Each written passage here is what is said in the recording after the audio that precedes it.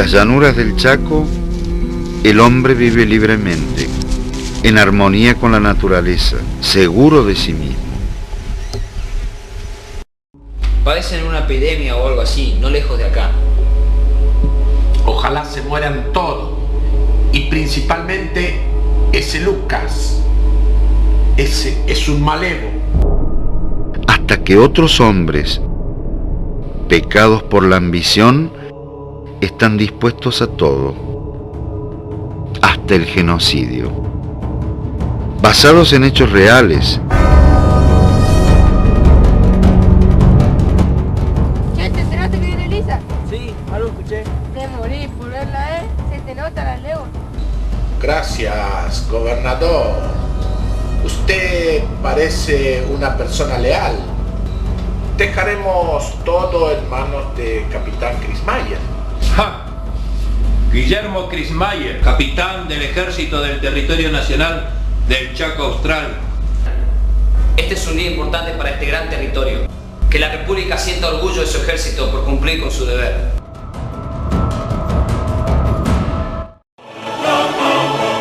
Con actores de primera, que harán que las llanuras del Chaco no sean las mismas.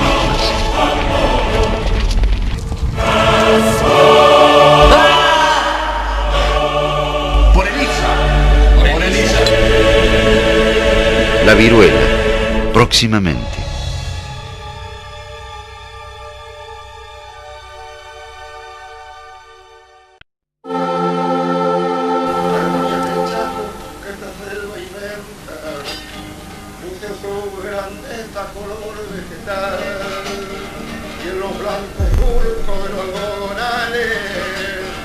Hasta el cosechero sabe saludar.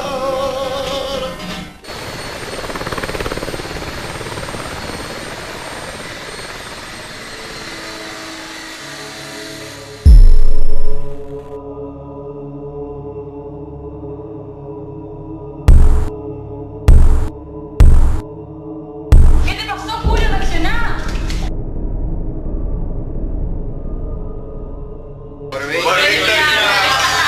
Bueno, chicos, ¿se decidieron qué es lo que vamos a hacer? ¿Dónde vamos a pasar el Día del Amigo? Che, pero ¿ese hotel no está embrujado? Ay, por favor, deja con eso que está embrujado. Por la amistad. Por la amistad. Mejor nos organizamos. De todas maneras, los fantasmas no van a venir para el Día del Amigo. Por la casa, no se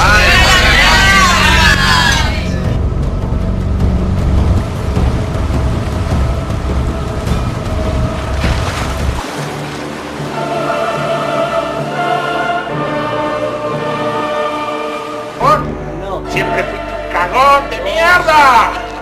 ¡Lo voy a matar a todos, pendejos de mierda!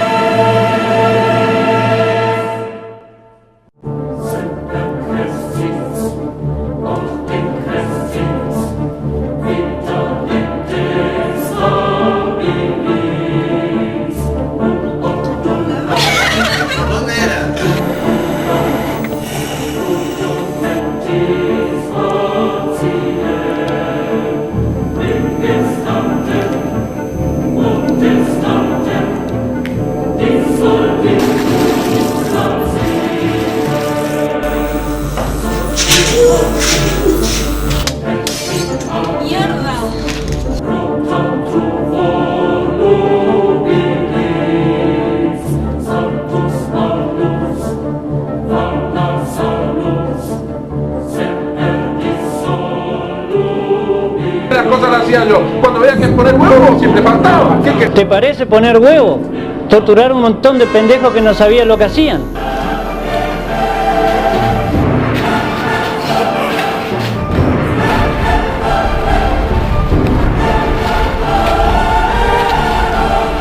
No conmigo, Ernesto cubre el perímetro.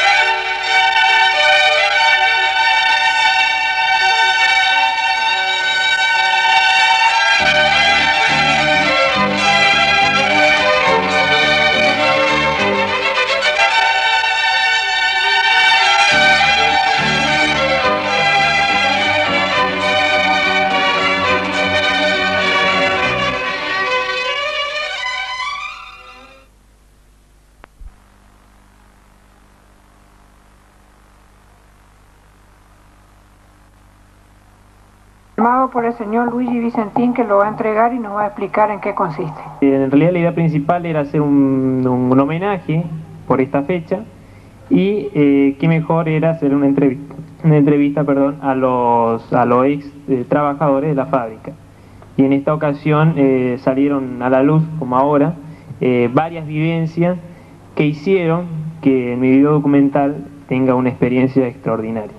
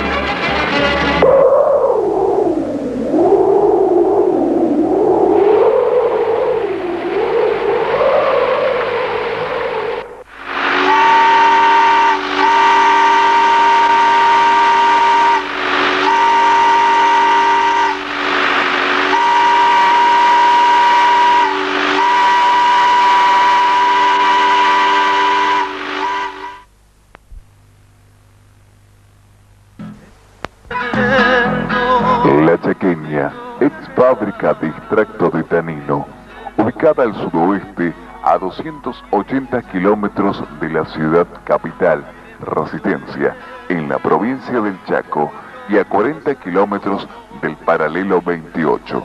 Su historia remonta hacia el año 1902, cuando don Carlos Grunensen realizó expediciones en el territorio del Chaco. En el año 1905 se extiende el ramal de vías férreas, traídas desde Santa Fe a Resistencia, y en años posteriores se prolonga hacia donde más tarde crecía Villa Ángela. Mil caminos, en Montes Solajón, Cachape y Tarino, chimenea y sudor, símbolos de aquel tiempo de esperanza y amor. En el año 1908, los señores Grunensen y su socio Julio Martín adquirieron tierras y 500 cabezas de ganado criollo, y el 25 de mayo de 1910 se funda la ciudad de Villa Ángela. En el año 1917 se crea La Chaqueña, Sociedad Anónima, y por 1925 se instala la fábrica de extracto de quebracho.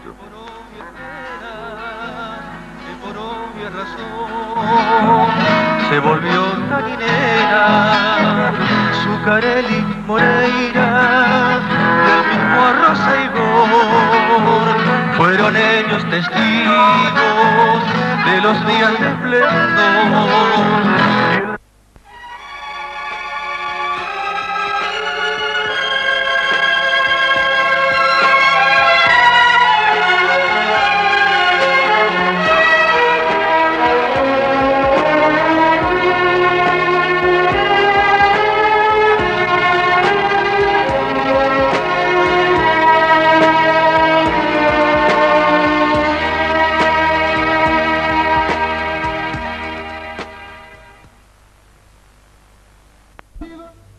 Arturo Grossetti, nacido en Tartagal, provincia de Santa Fe, el 29 de julio de 1924.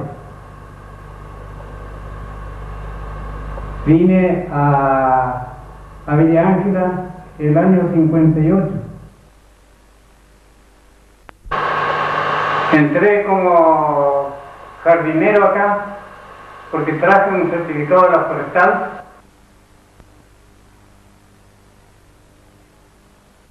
El señor Lugo, que era jefe de oficina en ese entonces, y me dijo que sí, que me daba trabajo para reservarme, porque la Cahuile tenía hasta el 42 más. Y entonces me reservaban a mí porque estaban prolongando la vía, que llegó hasta el lote 1. 84 kilómetros de vía. Había entonces.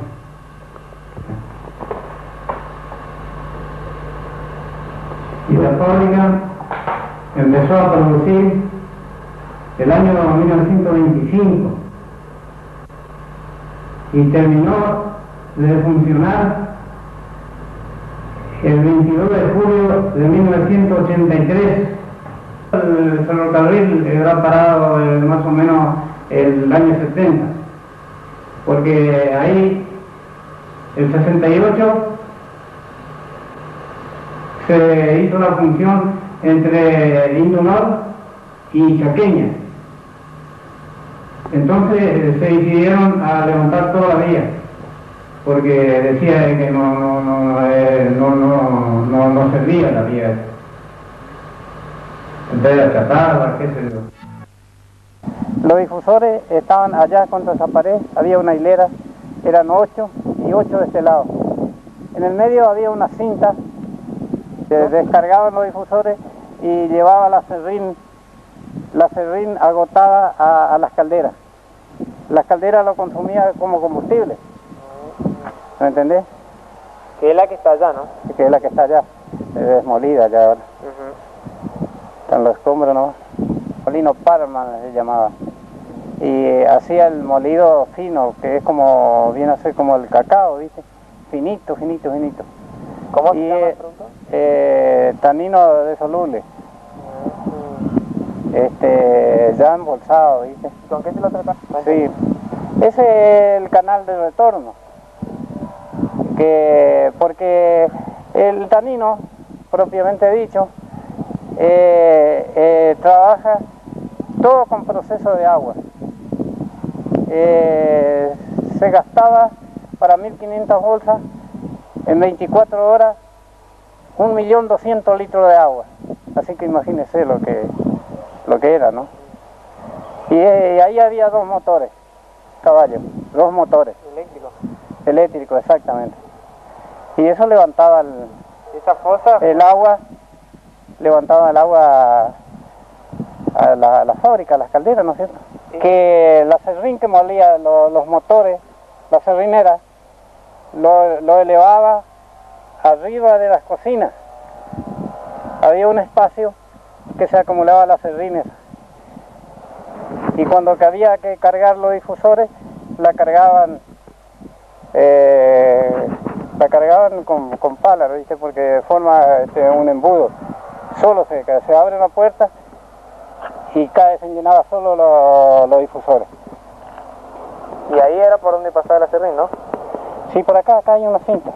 Una cinta transportadora. Sí, transportadora. Trata con bisulfito y otros compuestos tánicos. Melena larga y bella, antes que salga el lucero, pero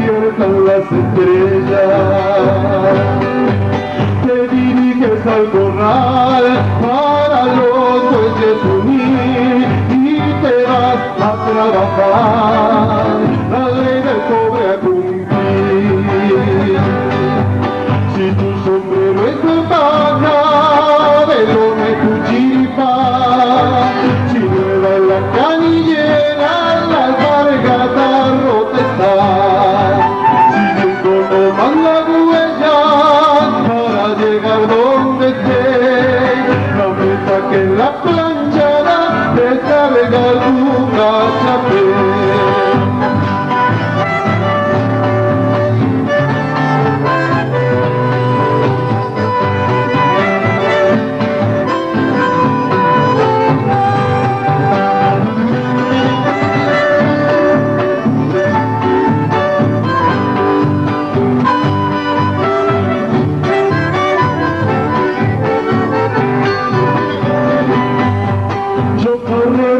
Trabajo para cumplir mi destino, llevo pesados rollizos para sacar el tanino.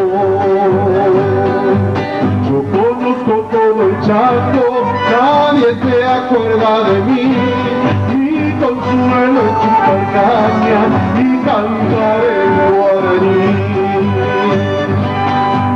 Si tu sombrero es de paja, lo que tu chiripa, si nueva es la canillera, la alpargata rota está, siguiendo nomás la huella para llegar donde esté, la meta que en la planchada descarga tu cachaplé.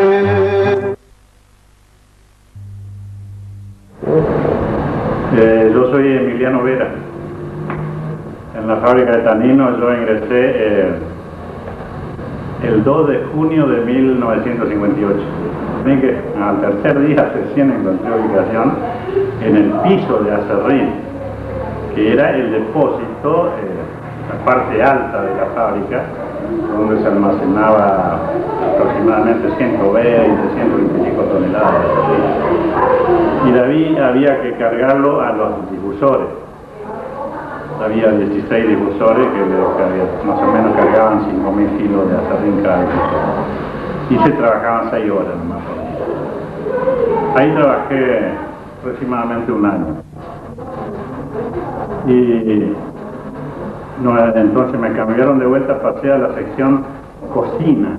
Se llaman cocina, que es la sala de difusores donde se cocina el acerrín.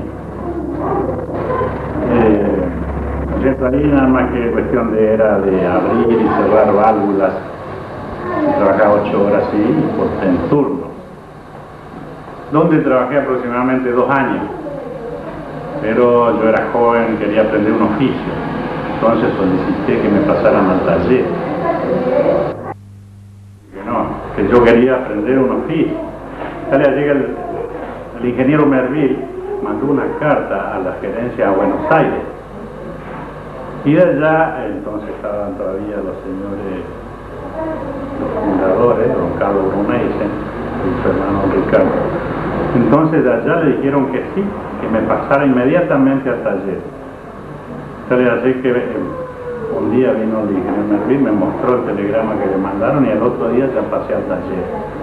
En la sección cobrería, que entonces había sección cobrería porque la fábrica estaba compuesta prácticamente todo lo que era cañería, depósito, tubería, donde tocaba el tanino, era todo de cobre y bronce. Y fíjese cómo el señor Arrozaigor se enojó tanto con el ingeniero Merville que lo despidió por ese motivo. Pero yo quedé en el taller. Cuando se quemó la fábrica, que volvió a marchar, entonces ya desapareció la sección cobrería porque todo lo que era cobre y bronce se suplantó por acero inoxidable, que era el único material que resistía a la corrosión, ¿no es cierto?, del tanino. Como el tanino estaba compuesto con ácido y otros materiales que otro material no resistía al tanino, entonces se suplantó todo por acero inoxidable. Entonces pasamos a ser, los que éramos cobreros y trabajamos en cobre y bronce, pasamos a ser oficial de mantenimiento. partir de ese momento, ¿no es cierto? Y hasta el final, yo estuve hasta que cerró la fábrica, fui oficial mecánico de mantenimiento. Mi nombre es Godofredo Rule. En el 1942 de mecánico. Sí. Era la chaqueña, ¿viste? Ahora es Indunor. Habían dos máquinas grandes que daban vuelta a toda la transmisión de la serrinera, ¿viste? Donde molían los palos. Una inmensa polea, ¿viste? No sé. Y es el que con cordeles transmitía a la transmisión de la serrinera, ¿viste? Y es el que daba vuelta a los tambores con las cuchillas. Y ahí con los hinches eléctricos transportaban de la vía, de las chatas al tambor de la serrinera. La máquina había dos, y estaba por una pared, y después la otra estaba una TOSI, con su dínamo, ¿viste? Que transmitía la corriente para toda la fábrica. Esa era independiente de la corriente de acá. Las dos máquinas, bueno, una marchaba para la corriente eléctrica y la otra estaba de reserva, la Bordón, esa era la Bordón. Sí. ¿Y la principal? La principal era la Eschervich. Esa era la transmisión, la principal. ¿Ese tiraba la serrinera y todo eso? Tiraba con cordeles, ¿viste? No con correas, sino con cordeles. Con correa y volante hacían marchar el tambor. Mano a la hora de meterse todo el mundo ahí, a desarmar y a reparar. Todo se reparaba ahí. No se hacía hacer nada afuera. Sí. Sí. Un torno. Sí, se desarmó, ¿viste? Y ya la máquina estaba desinflada. ¿Qué máquina era? La Eschervich.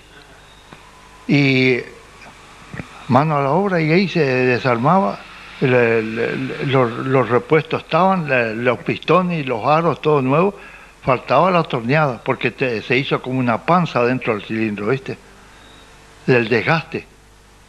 Se hizo como una panza dentro del... Y entonces, el torno lo construimos nosotros ahí. El torno para rectificar el cilindro. Y después vino la torneada, ¿viste? Se colocó el pistón con los aros nuevos y vía otra vez. Marchó bien. Contaba con sala de máquinas propias, máquinas generadoras de electricidad de enorme tamaño y capacidad, los cuales giraban a 70 revoluciones por minuto.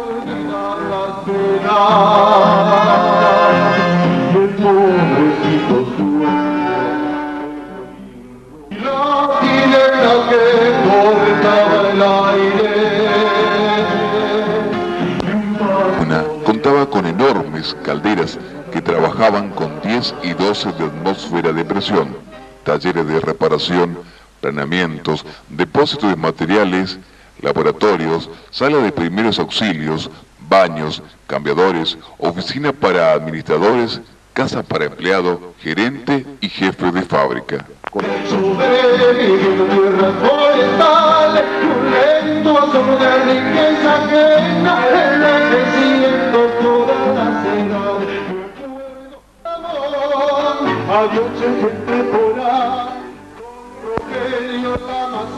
Contaba con estacionamiento propio para los 3 trenes que recorría más de 200 kilómetros de vías, que se extendía desde Villa Ángela, pasando por lo de Sorriba, Guagni, Orsolini, hasta el 42 hacia el norte y desde allí a la estancia de La Manuela, a 40 kilómetros al sur de Villa Ángela.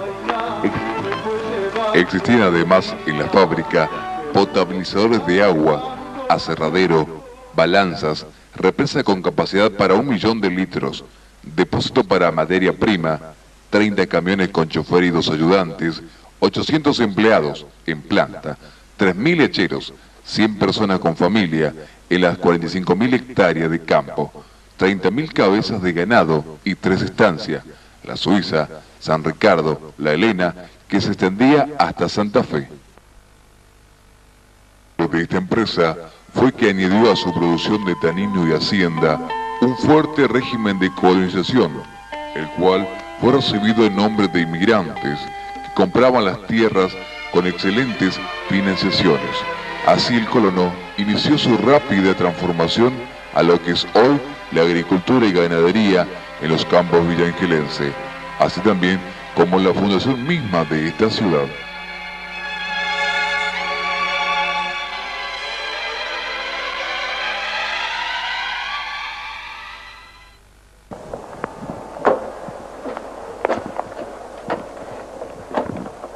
Acá había una tolva donde recibía la serrina agotada y mandaba las calderas arriba para combustible. Eso era todo caldera, ¿eh? ¿A donde acá estaba la caldera? Sí, acá estaba la caldera. 1, 2, 3, 4. 12 calderas.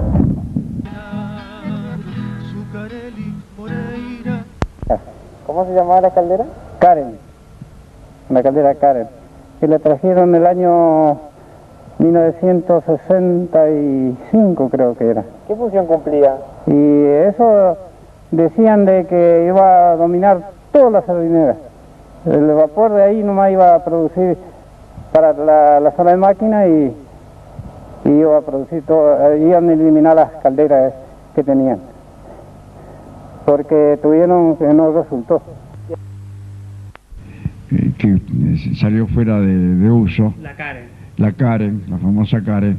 Cuando cayó la Karen fue un golpe bastante importante. Inclusive. Claro, tengo filmado e inclusive que no la tengo en el video.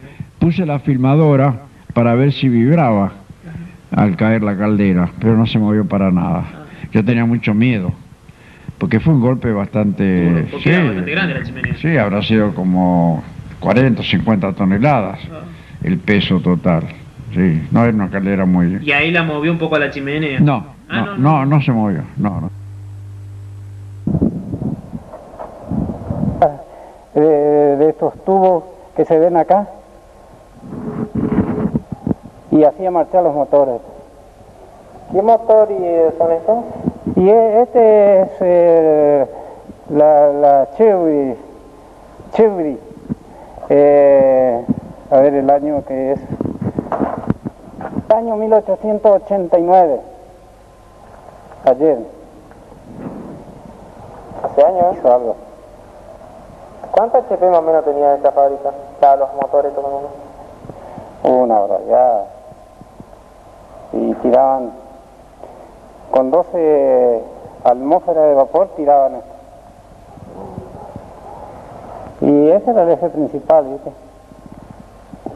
Ahí llevaba, daba vuelta a ese volante con un cordel.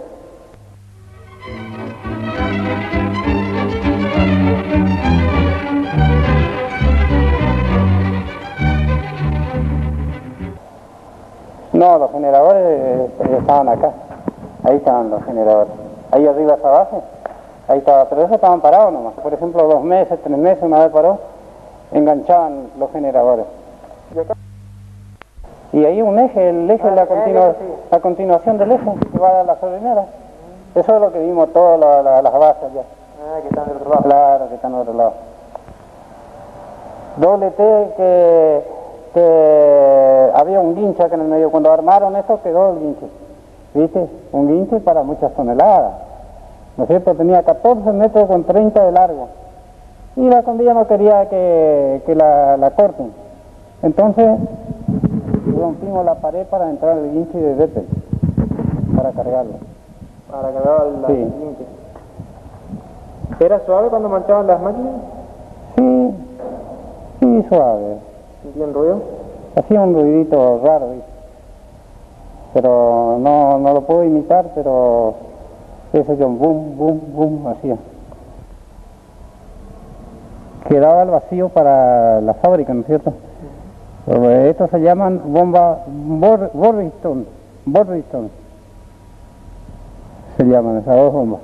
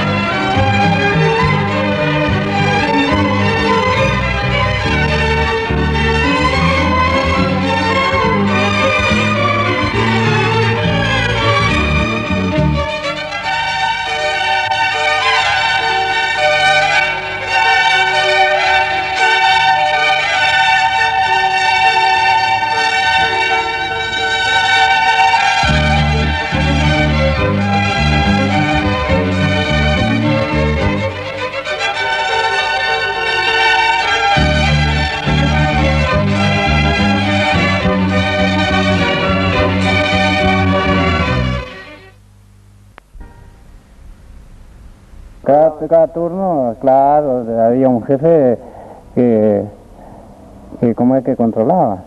¿Y esta máquina qué es? Y esta máquina también es la misma, porque cuando siempre había dos de reserva. Trabajaban aquellas dos, por ejemplo, ¿no es cierto?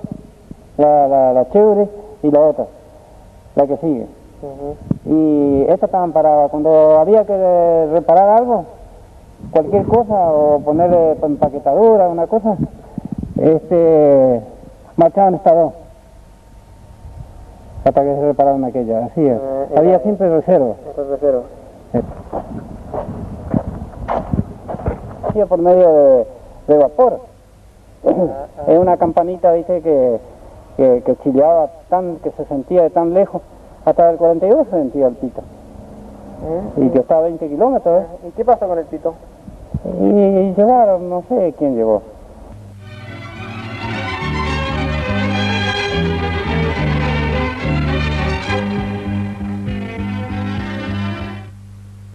Daron en el depósito, pusieron acá donde era el taller grande, ¿viste? De este lado. De este lado, a la izquierda, vamos a decir.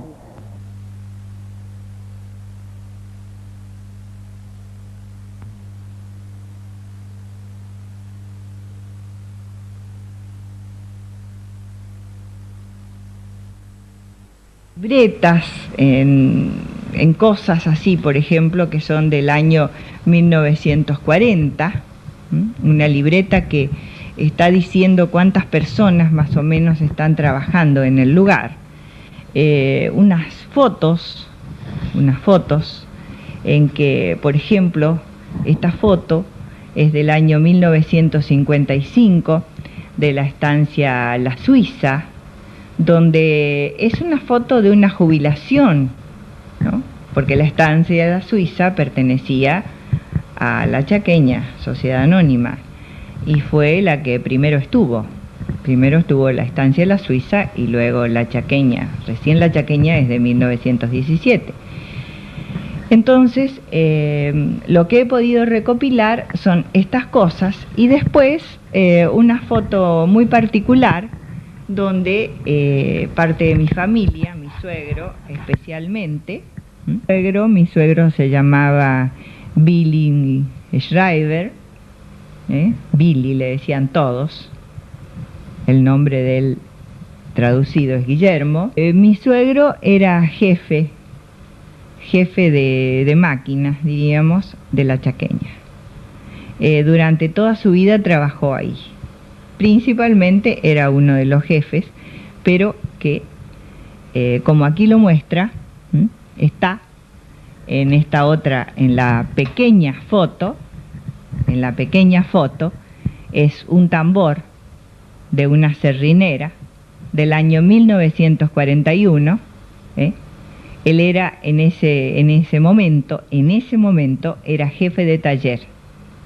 Y el señor que está al lado, mi suegro es el de la izquierda, el señor de la derecha era el señor José Mauro y era el encargado de la electricidad de la fábrica, porque la fábrica, para poder trabajar, tenía que también generar su propia electricidad en ciertos aspectos, o si algo se descomponía, lo tenía que hacer. Decir, bueno, por ejemplo, estaba una persona que hacía de gerente y luego estaban todas las personas que trabajaban, que podían ser, por ejemplo, personas que trabajaban en las calderas, en la sala de máquinas, en los difusores, en la cocción del tanino, los bolseros. Después estaban las personas que eran maquinistas de locomotoras para la parte de los lotes, de donde se traía la madera, y también estaban los otros maquinistas, los maquinistas que trabajaban dentro de la chaqueña o en el lugar. Y si podemos seguir hablando de personas que también manejaban los camiones, que iban a los obrajes, que manejaban, que eran jefes de turno, porque eran siempre 3 turnos rotativos de 8 horas. La chaqueña no paraba nunca entre 1940 y 1950, no paraba. Fue su época de esplendor. Entonces, 100 hombres aproximadamente estaban dentro del trabajo de la chaqueña en sí, tanto en la parte administrativa como de trabajo, que podemos seguir diciendo después en una forma diferente. Por ejemplo, hasta tenían mecánicos que arreglaran los camiones con que se debía traer los rollizos, que eran muy importantes. ¿Cómo era la producción? La producción en ese momento era en la época de esplendor, que estamos hablando en la década del 50, era de 50 a 53 toneladas diarias de tanino soluble en agua caliente. Esa era la producción, pero para producir eso se ocupaban 150 toneladas de quebracho colorado. En el proceso que se hacía de la madera hasta convertirse en el tanino, se perdía un 70%, casi un 70%. Entonces, lo que quedaba en el rendimiento era un 33% de la producción. Fue mucho antes del incendio que se produjo en la chaqueña después de los años 60, y aquí creo que la chaqueña estaba en su esplendor.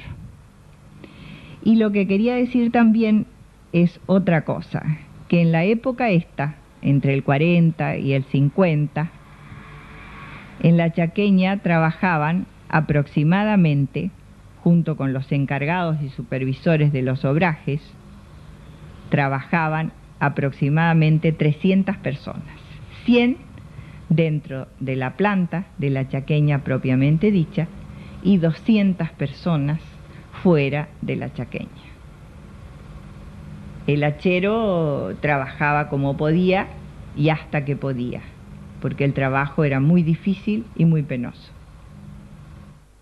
La parte social era algo muy importante, porque si nosotros queríamos saber la hora y el reloj no andaba muy bien, sabíamos realmente que a las 11:30 en punto sonaba el pito de la fábrica, como decíamos nosotros, y eran las 11:30 y era la hora de prepararse para almorzar y también de ir a la escuela. Ese iba a fuerza de vapor también. Si no teníamos vapor no marchaba el pito. Y de acuerdo a los turnos, ¿viste? Porque son 3 turnos. Empezaba de 4 a 12, de 12 a 20 y de 20 a 4.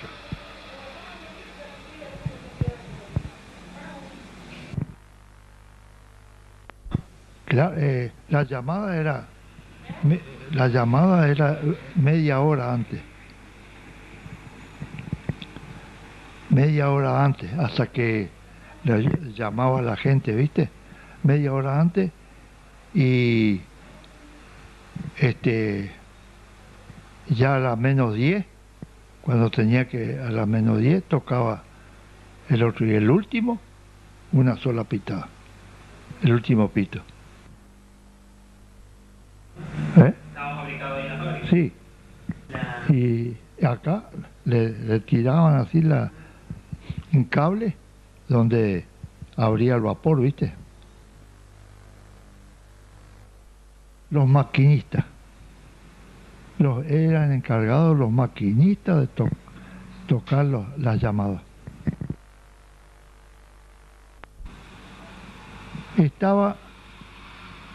El pito estaba afuera, enseguida afuera de la puerta del taller, de la sala de máquinas. Un simple pito fabricado, no era ni comprado ni nada, era de un pequeño caño, tubo así. Pero tenía una potencia bárbara, más presión había, más fuerte tocaba. Afuera del techo, ya sabes. Sí. Y perdido cuando anunciaba el alba la mañana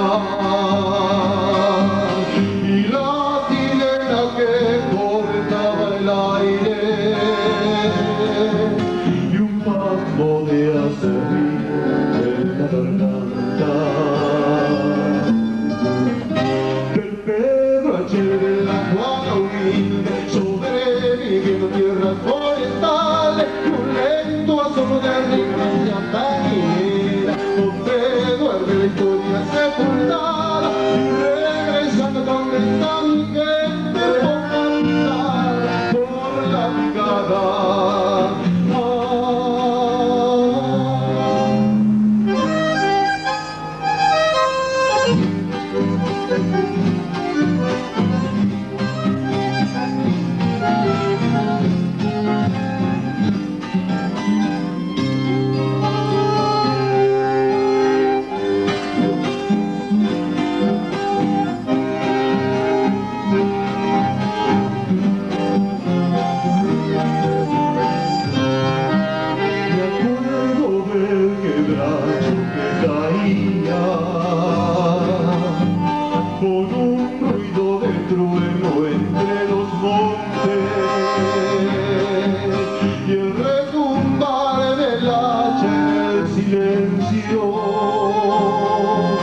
Espantando a los pájaros cantores de Cachapé cruzando en el Obraje,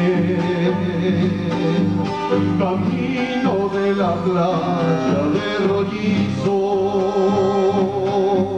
y la bailanda de olvidar las penas y el pobrecito sueño del domingo de Pedro H. de la Juana humilde sobreviviendo en tierras forestales y un lento asomo de riqueza ajena envejeciendo todas las edades. Me acuerdo de una villa tarinera donde duerme la historia sepultada y regresando donde está mi gente por la picada.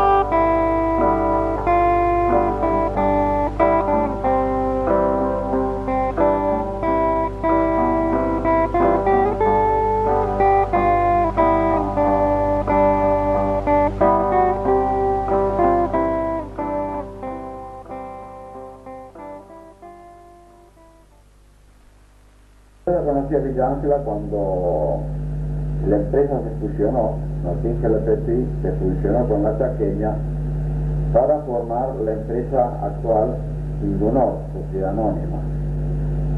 A raíz de algunos problemas que se produjeron en Villa Ángela, problemas administrativos, la empresa me envió a mí como algo así como interventor, de manera de poner en claro y poner en marcha la fábrica nuevamente después de ese acontecimiento que fue bastante penoso para la empresa.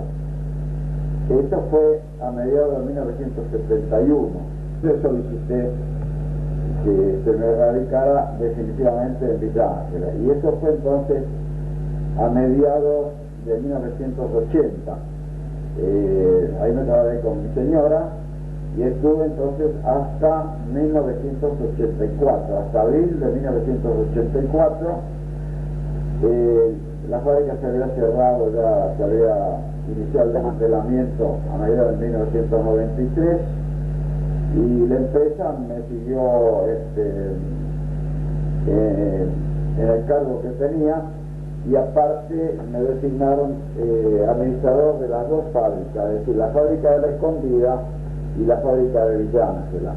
Cuando ya se produjo el cierre total de Villa Ángela, que se inició el desmantelamiento, muchos elementos fueron trasladados a la fábrica de La Escondida, otros quedaron ahí en estado de abandono.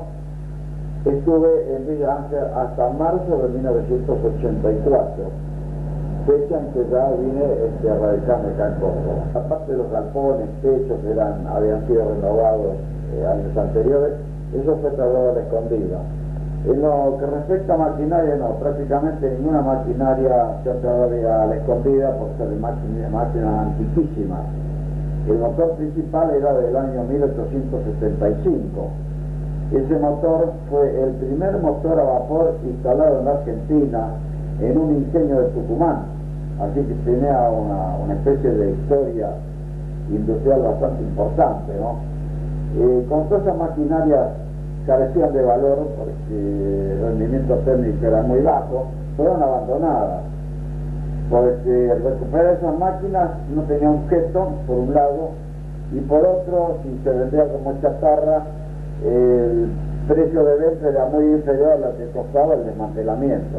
De ahí entonces que la empresa decidió que todo quede ahí abandonado para que tuviera otro destino, ¿no? Uno de los motores, el más importante, del año 1875, la empresa lo donó a la Universidad Técnica de San Juan.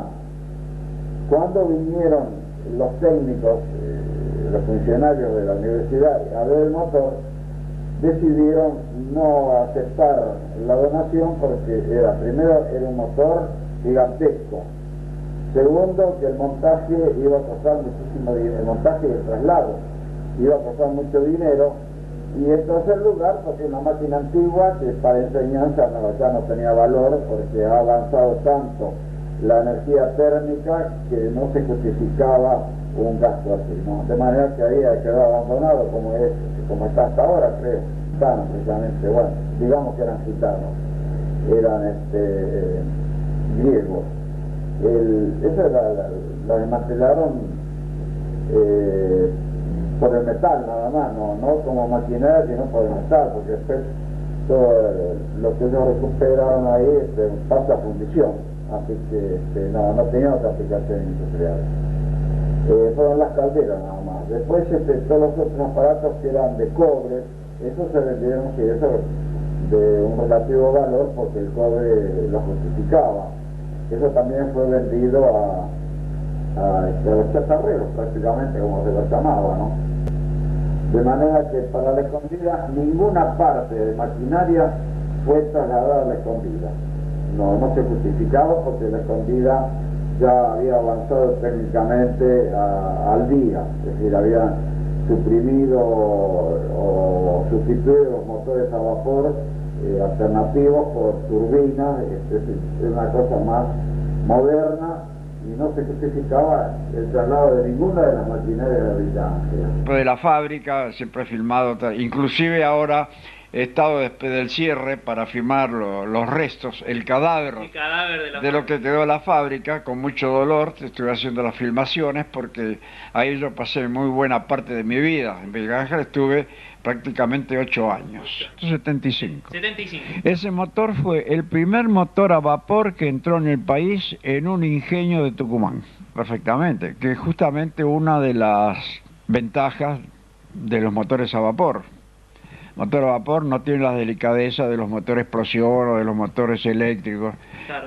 Mientras haya vapor funciona, atados con alambre, como sea, pero funciona. El vapor era centenaria prácticamente, ¿no?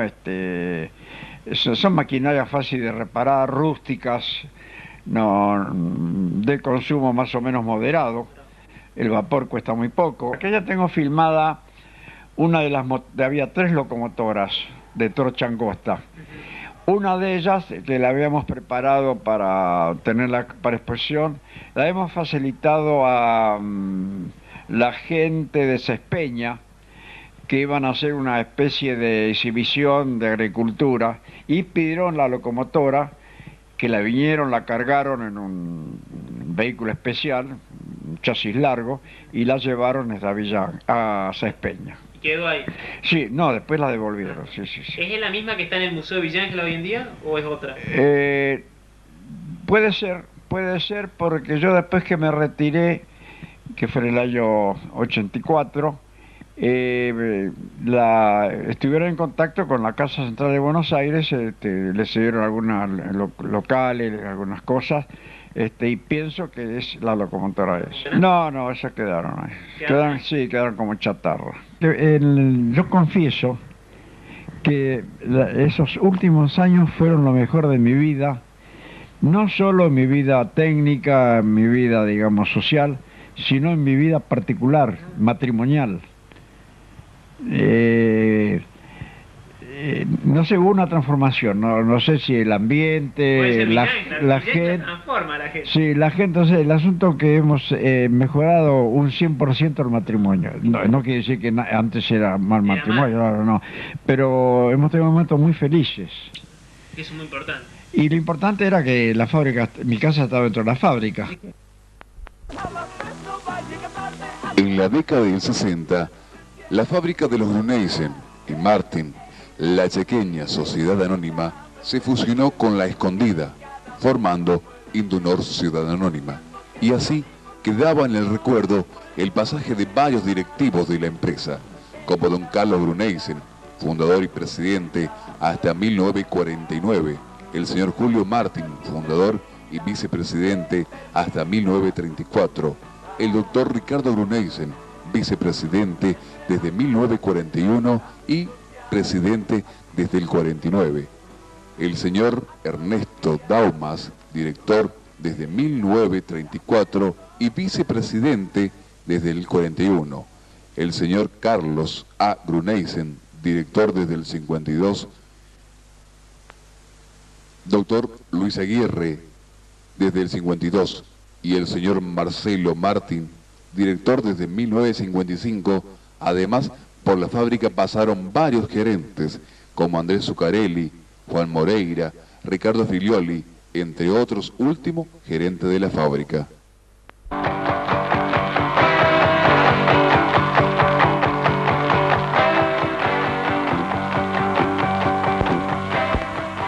En la década del 70, la fábrica tambaleó con un cierre, hasta que en 1983, en manos de Indunor, Sociedad Anónima, cerró la fábrica de extracto La Chaqueña. Durante los últimos años de los 80, las partes de estas fueron vendidas como chatarra y otro, por su valor económico, fueron abandonadas, salvo techo y algunas columnas que fueron trasladados hacia La Verde y La Escondida.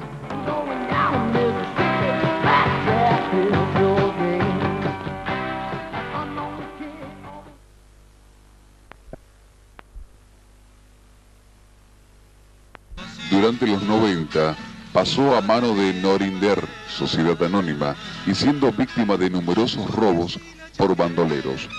Durante 1999 se firmó un decreto declarándolo Patrimonio Histórico del Chaco, y surgieron numerosos proyectos de recuperación de la ex fábrica. Sin nada en concreto, esta se está esfumando por su antigüedad como en los recuerdos de las personas que nunca la vieron funcionar. De esperanza y amor, símbolos de aquel tiempo, de esperanza y amor.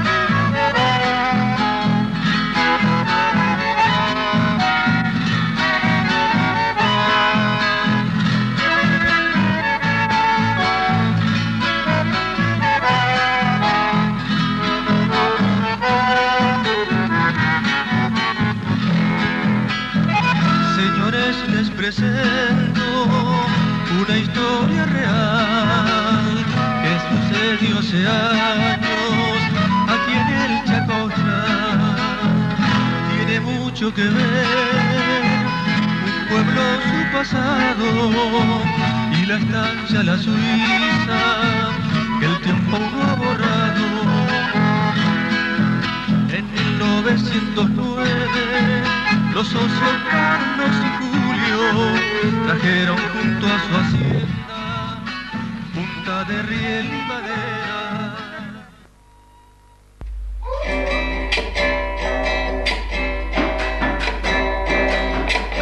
Señores, les presento una historia real que sucedió hace años en el Chaco Austral. Tiene mucho que ver su pueblo, su pasado y el que está hacia la Suiza que el tiempo no ha borrado. En 1908 los socios Carlos y Julio trajeron junto a la hacienda punta de riel y madera. Surge así la chaqueña y con fe y con tesón recorrió mil caminos de puente sol a sol, Cachape y Tanino, chimenea y sudor, símbolo de aquel tiempo, de esperanza y amor. Un lugar que albergó a familias enteras por una seria razón, se volvió taninera.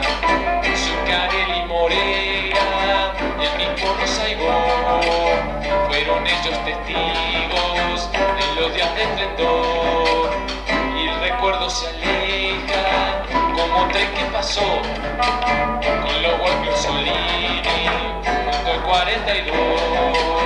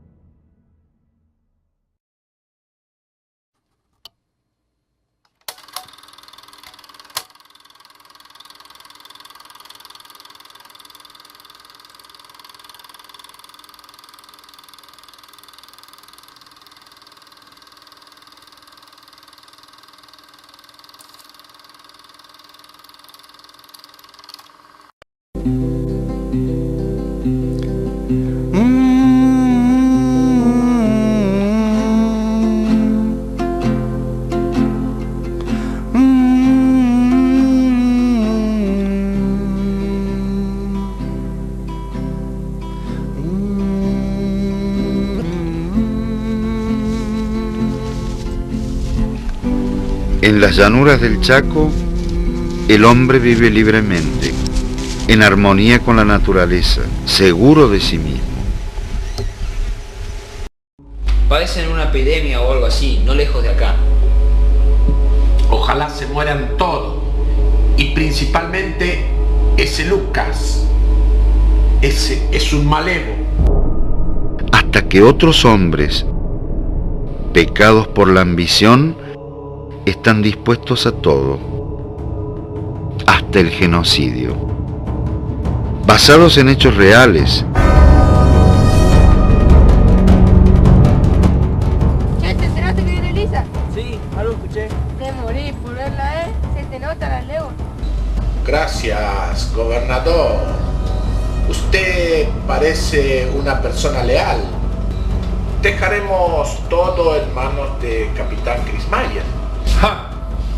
Guillermo Krismayer, capitán del Ejército del Territorio Nacional del Chaco Austral. Este es un día importante para este gran territorio. Que la República sienta orgullo de su ejército por cumplir con su deber.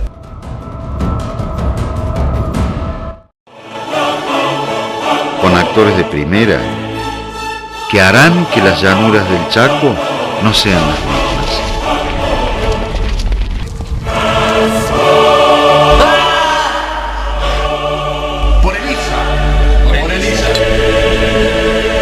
La viruela, próximamente.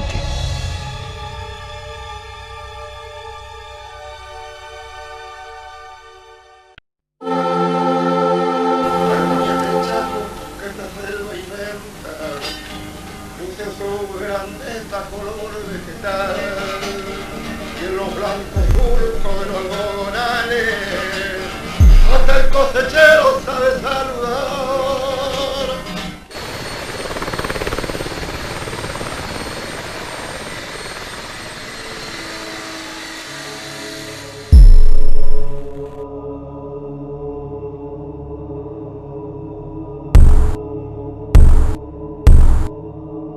¿Qué te pasó, Julio? Reaccioná.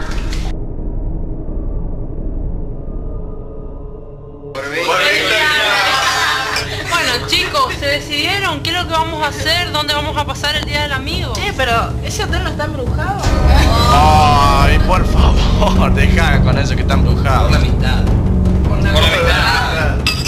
Mejor nos organizamos.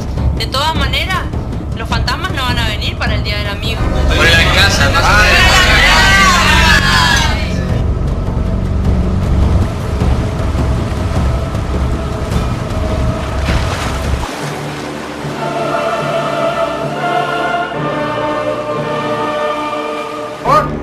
Siempre fuiste un cagón de mierda. ¡Lo voy a matar a todos, pendejos de mierda!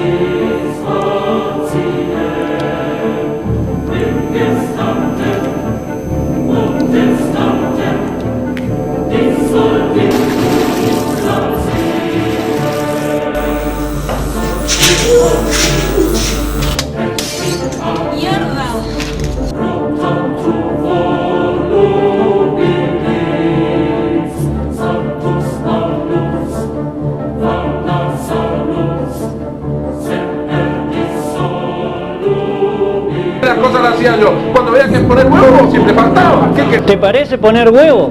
Torturar un montón de pendejos que no sabían lo que hacían.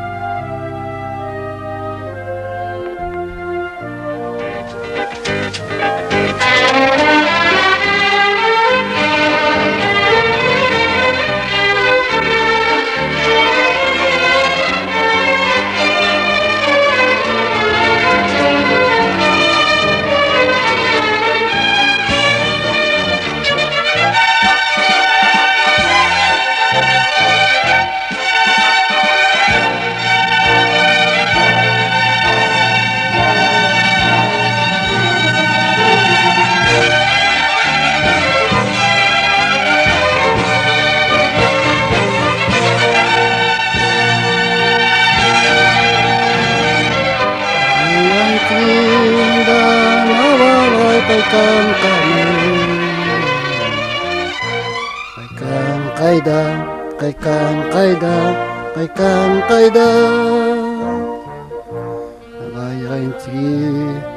Llamado por el Señor, un sentín que lo va a entregar y nos va a explicar en qué consiste. En realidad la idea principal era hacer un homenaje por esta fecha y qué mejor era hacer una entrevista a los trabajadores de la fábrica. Y en esta ocasión salieron a la luz, como ahora, varias evidencias que hicieron que el video documental tenga una experiencia extraordinaria. Con que nalawana ko kay kampanya Kamirin ng Argentina na makaitari Kamirin ng Argentina na makaitari Kaya kung que nalawana ko kay kampanya Kamirin ng Argentina kung kinalawan ako kay Kankane Kami rin ang Argentina na nakatari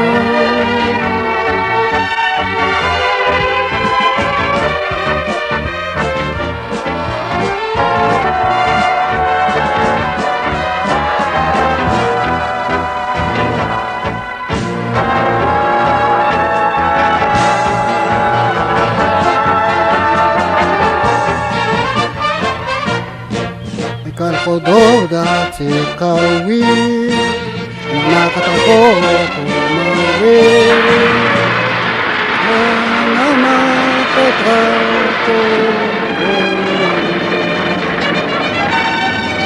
Tikawi Lakana Nakatako Tatani Kinyang Karele Bala Takalawa Natakan Kai Tatani kinyang parele wala da karo ena takan kai Tatani kinyang parele wala da karo ena takan kai